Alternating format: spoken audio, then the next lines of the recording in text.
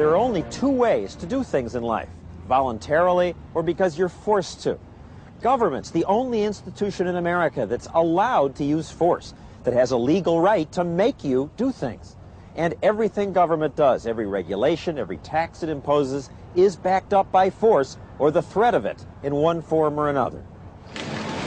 Sometimes the force comes in the form of a bulldozer. That's what's threatening this neighborhood in New Rochelle, New York. It's what you might call a mixed neighborhood. There are 2 thriving churches, 34 homes, 28 businesses. It's very diverse. People of different races live here in harmony. Residents told us they like their neighborhood the way it is. We just like one big family there. So what's the problem? Well, the problem is that city officials like the mayor don't like it. No urban planner would ever design a neighborhood like that, with a house next to an industrial site, next to a bus depot. That's not a neighborhood, in my opinion. The city's solution? Flatten the area and replace it with an IKEA furniture store. IKEA has to go away. Lots of people around here are not happy about that. They want to put us out of our homes and business and destroy 2 churches so they can come in and sell furniture? Well, yes. These people may have deeds for their homes and businesses, but government can still just kick them off their property by using a law called eminent domain, which means superior ownership. Officials can take over your property if they decide it serves what they consider to be the greater good. The government first used eminent domain to get land for new highways, bridges, parks. This woman was literally dragged from her home to make room for a park in Virginia. Thank you. Please be seated. These days, however, government officials use eminent domain for all kinds of things, to help private companies expand. Not just IKEA, but Kmart, Home Depot, baseball teams, shopping malls. When this shopping mall in Texas wanted to expand into that neighborhood, the town just ordered everyone out and had the entire neighborhood bulldozed. That's the plan for New Rochelle. We have freedom, but where is the freedom? What freedom do we have when we have businesses that'll just come in and say, oh, you have to move? There is no freedom. I have to move my city forward and renew areas that have fallen into disrepair and into blighted conditions. And I think the only way to do that in a city of this size is to be able to reorganize things a little bit. What about freedom? The people there say they don't want to be reorganized. I think there's a need to understand how government can improve its community. Now, I have to say, I like IKEA stores. These are great things to have around. But should families be forced out to make room for them? Is it right to tear people from their homes? Is that right? Dominic Gadaletto's family has lived here since he was 2. He remembers his mother cooking pasta in the kitchen. In the same plot where his father used to grow tomatoes, Dominic now grows tomatoes. He and his wife Virginia wanted to leave the house to their children. All the memories that I've had all these years. I've been there 67 years. You just don't wipe that away simply because a furniture store wants to come in. This is America? I don't think so.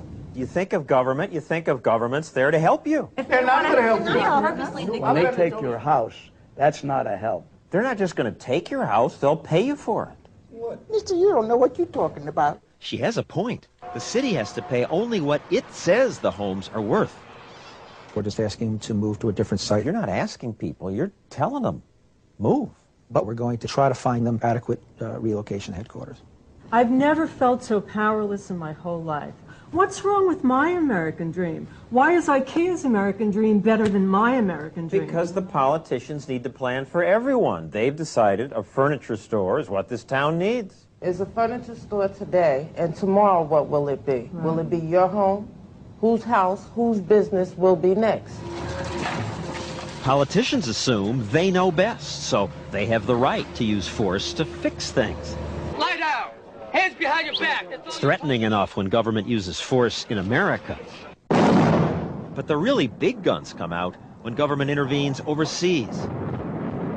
The Cold War may be over, but since then we've still sent soldiers to Somalia, Panama, Bosnia, and 100 other countries in the name of keeping the peace. Sometimes we seem to bomb first and ask questions later. We bombed this factory in Sudan. It's a normal factory. There is no involvement of any army or I any... scoffed when I heard this factory director's claims, but now our government admits at the time weapons were not produced there. Our interventions may even make America less safe, more vulnerable to terrorism, because they tend to make us new enemies. Most recently, we intervened in South America. Today we are called upon to stand for democracy under attack in Colombia. We're getting ready to start a war in Colombia. We just voted umpteen billions of dollars to go down there and get involved in a civil war that's been going on for 30 years. Who do you think lobbied for it? The people who build the helicopters and the people who own oil wells. They're the ones who lobbied and they won the vote easily. The president asked for so much money and it came to the House and we increased it. Representative Ron Paul is a lonely voice in Congress.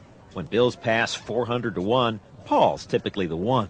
He says he'll vote against funding of any government action beyond 3 basic functions: protecting our borders, keeping the peace at home, and running the courts. He says bills that go beyond that violate the Constitution. You're often called Dr. No. I'm saying no to those bills, but I'm saying yes to liberty.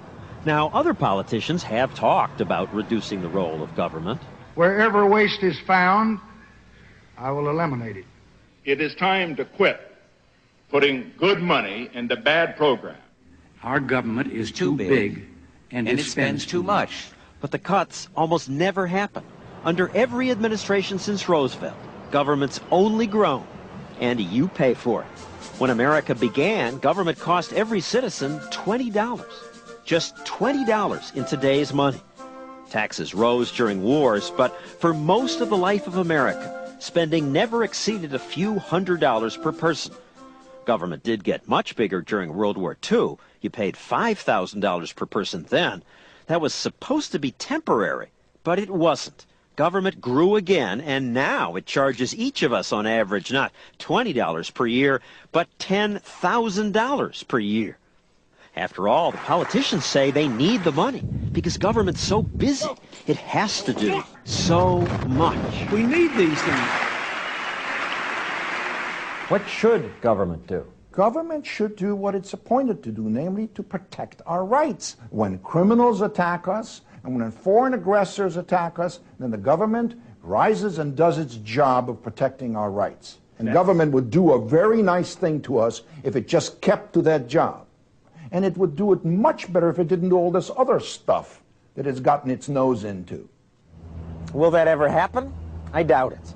As Thomas Jefferson warned, the natural progress of things is for government to gain and liberty to yield.